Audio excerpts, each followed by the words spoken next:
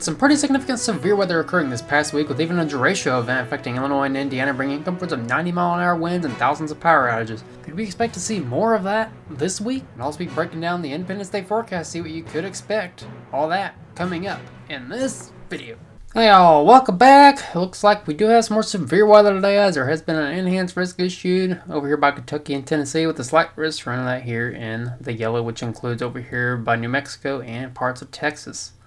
Now, all hazards are possible today with a pretty low wind chance for tornadoes over here in Indiana, Ohio, Kentucky, and parts of Tennessee. As far as damaging wind threat goes, there's a pretty significant chance for damaging winds today, as there is a 30% chance over here in Kentucky and northern Tennessee, with a 15% area here in the yellow, which includes over here by Texas. As far as large hail threat goes, pretty significant chance for that, as well as there's a 15% chance here in the yellow, which means from Ohio on down into Mississippi, Alabama, and Georgia, which is a 5% chance around that here in low red. As we head off into Monday, there's another chance for severe weather, as there's a slight risk in two areas over here from Virginia on down into South Carolina, and one over here from Montana on over into Minnesota. Now, all hazards are possible again tomorrow, as there's just a low wind chance for tornadoes here in the green. As far as damaging wind threat goes, there's a pretty significant chance for that as well within both slight risk zones, as there is a 15% chance within the yellow. As far as large hail threat goes, there's a pretty significant chance of that, as well as there's a 15% chance well in both zones. And as we head off into Tuesday, we'll be dealing with even more severe weather, with a slight risk which spans from Wisconsin all the way down into Colorado. Now, there's also some severe weather on day 4, which includes states from Wisconsin on down into Kansas, and from Colorado on down into northern Texas. On July 6th, there's even more severe weather, which spans from Wyoming on down into Texas as well. So let's go and take a look at the time frames and when we could expect the worst from the severe weather. Let's go and take a look at the HRRR model. Keep in mind that date and time's up here if you want to keep track. This is an Eastern time, by the way, so keep that in mind. As we push this forward, it looks like by right around 6 o'clock is when some severe weather could be getting started, especially over here in the slight risk zone, lasting all the way through 9 o'clock if you live over there in Texas. We could be dealing with upwards of 30-knot winds within that whole zone from right around 6 o'clock to 9 o'clock, as that is the primary threat today. There's a 15% chance over here, especially over here in the enhanced risk zone today, as well as you could be dealing with upwards of 30 to 40-knot winds with upwards of 50-knot wind gusts. And it's going to turn mainly into a flooding threat as we head past midnight before it starts tapering off. Now, there is a pretty small tornado threat today as well, and it looks like that could take place from right around 9 o'clock through 11 o'clock. And as we take a look at the significant tornadic parameters, we can break this down even further. And as you can see right over here, just south of Louisville, looks like we could be dealing with almost a 1 out of 10 on the tornadic scale. And if we take a look at the composite reflectivity, looks like we could have some storm development within that area. And that is within the 2% chance for tornadoes today. And as we take a look at the sounding, this is taken just south of Louisville. Looks like we could be dealing with some low 80-degree temperatures with mid-70-degree dew points, a little bit of a capping inversion, so it looks like some tornadic development could be suppressed today. A lot of CAPE, as we're going to be dealing with upwards of almost 4,000 joules per kilogram. Not much in the way of wind shear, so it looks like a high CAPE, low shear event. There's a little bit of a dry slot out there, so don't let those clear skies deceive you today. If you have a Lambo or any nice car, just don't get it out today. Looks like there could be some tornadic development today once that cap does break, but if this cap doesn't break, then don't expect any tornadoes, but you still should be on guard just in case that tornado warning does come through. And that leads us off into Monday, where there is just a slight risk for severe weather over here in the Carolinas and over here from Minnesota on over into Montana. And to take a look at that, we're going to take a look at the NAM 3-kilometer model. And we're going to focus over here first, over here from Montana on over into Minnesota.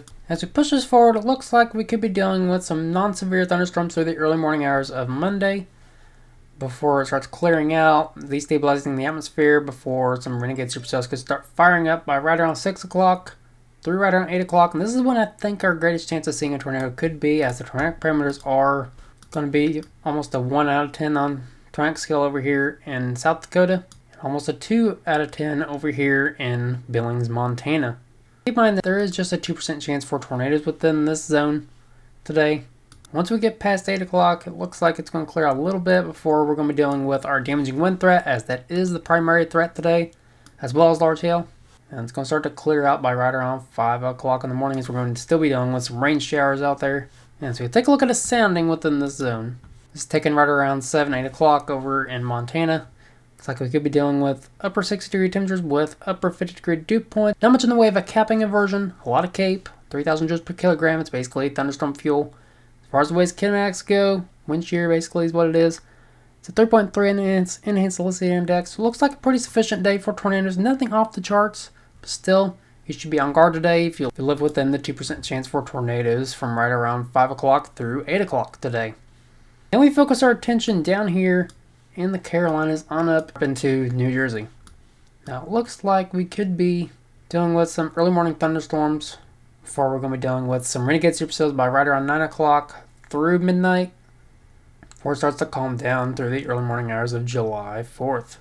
And as we take a look at the significant tornadic parameters for this area, we can see that we could be dealing with some tornadic development by right around 10 o'clock. And there's also going to be some renegade supercells forming in this area at this time as well. As you can see, north of Greenville and just west of Raleigh, looks like we could be dealing with some renegade supercells. As we take a look at a sounding over here by Virginia and North Carolina, it looks like we could be dealing with upper 80-degree temperatures with upper 70-degree dew points. Not much of the way of a capping inversion, so it looks like tornadic development ain't going to be suppressed today, as we're going to be dealing with a lot of CAPE. We're going to be at 4,300 joules per kilogram. The kinematics going to be at 7.2 on the enhanced Salicity index. Looks like not much of a dry slot either, so I wouldn't be surprised if there would be an enhanced risk zone issued in Virginia and North Carolina due to this kind of a sounding out there.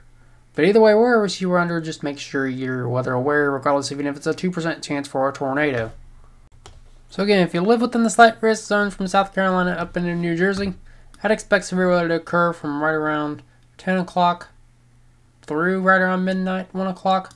If you live up here in the slight risk areas from Montana up into Minnesota, I would expect severe weather to occur from right around 5 o'clock through midnight. And that leads us off into the July 4th severe weather forecast from Colorado up into Minnesota. And to take a look at this further, we're going to take a look at the lightning flash density right over here on the Euro model. And as we push this forward, it looks like from right around 3 o'clock through right around 7, 8 o'clock is when I would expect severe weather to occur on July 4th within the slight risk area. Now, we do not know the main hazards just yet.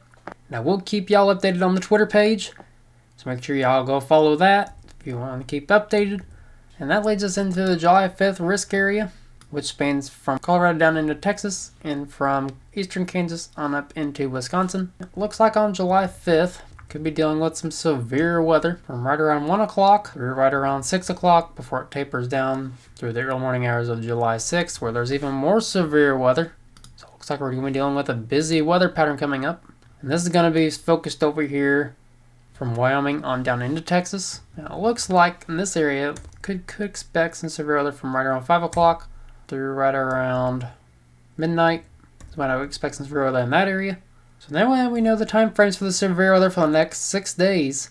Let's go and take a look at what kind of hurricanes we could expect in the Atlantic and the Pacific. Now as we look at the tropics over here in the Atlantic and the Pacific, looks like not much is going to be going on. Just a little tropical storm development chance for the next 7 days, which is just a 30% chance, and you can take a look at the wording here. Like not much, that's not going to happen. And it looks like Adrian has turned into a tropical depression. And it's just going to go out here in the Pacific and die off. So let's go and take a look at the July 4th forecast and see what's coming up. See if your holiday plans will be ruined.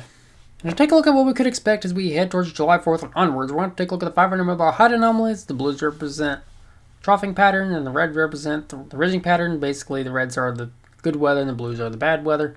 So we push this forward, this pattern is going to persist for quite some time until a little ridging pattern starts to set in out east, while a little troughing pattern is going to set in for the north central part of the country. And as we head towards the middle of the month, it looks like we're going to come into a major troughing pattern out east, and it's going to bring some cool weather and some bad weather for the central part of the country, and it could be pretty hot and dry out west. And to take a look at this further, we're going to take a look at the simulated radar. We're going to take a look at your barbecue forecast and your firework forecast as well. As it pushes forward, looks like at 2 o'clock on July 4th, if you're going out to those barbecues, celebrating Independence Day, looks like out here from Montana on down into Colorado, and over here from Minnesota on over in Wisconsin, and from Mississippi up into the northeast, looks like barbecue plans are going to be ruined. And it looks like as we head into the nighttime hours for those fireworks, looks like in those same areas, it looks like the fireworks shows could be canceled. And it looks like it's going to be bad weather for a fireworks show. And be careful out there if you're setting off any fireworks. Don't blow yourself up. And don't be like this guy over taking a firework in his pants. Just don't be that guy. Push past July 4th weekend. Like we're going to come into a soggy pattern out east as a little slip and slide pattern is going to be setting in. As you can see, we have some storms that are coming down the same path, as we could be dealing with some flooding as well. And if you remember that little troughing pattern that was on the 500 millbar height anomalies, basically what that is, looks like we'll remain dry out west. As we take a look at the temperature anomalies, the blues represent the below average temperatures and the reds represent the above average temperatures. Looks like we're going to come into a little bit of an above average pattern out east before, by the end of the month, we're going to come into a little below average pattern out east and an above average pattern out west. And according to the Climate Prediction Center, it's in agreement with that, as the eastern part of the country is going to be below average, along with California, while the rest of the country is going to be above average. And this is due to that little troughing pattern I was showing you on the 500 millbar height anomalies. It looks like much of that's going to remain the same for the next 8 to 14 days as well. As far as precipitation goes, looks like much of the country is going to be above average, except for down here in the southwestern part of the country, where you're all going to be hot and dry. And much of the same is going to be expected in the next 8 to 14 days. So it looks like an active severe weather pattern is going to be continuing for the next 5 days.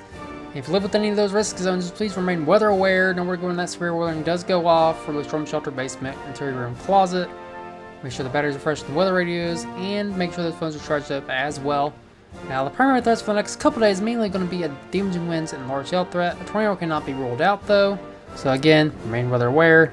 Never fear as shelter is near. And there's also chances for flooding as well for the next 3 days, so if you live in a low-lying area, please be aware of that. And go enjoy July 4th with family and friends as well, even though if it's going to be soggy out in the central part of the country, southern part of the country, and the northeastern part of the country. Still go out there, enjoy the barbecues with your family and friends, enjoy the fireworks shows, and be careful when you're setting off fireworks. You don't want to be like these dummies here that have fireworks in their pants, and you just don't be those guys. Yeah, it looks like we get past July 4th, it looks like it's going to be soggy out east and kind of cool. And it's going to be dry out west and kind of hot. So if you like the video, please hit that thumbs up button. Subscribe down below. Feedback is always appreciated as well, and I appreciate y'all for watching. Go enjoy those fireworks, and until next time, never stop forecasting.